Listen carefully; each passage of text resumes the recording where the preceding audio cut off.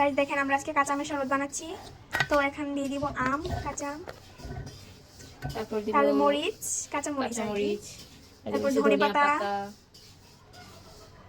লেবু, দিব একটু ভিট লবণ, তারপর দিয়ে দিব চিনি।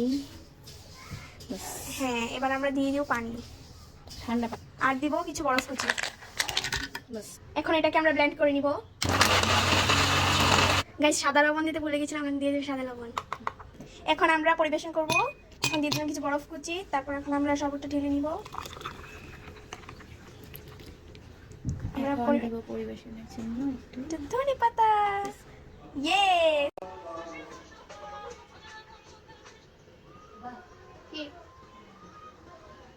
গাইস এখন আমি টেস্ট করব।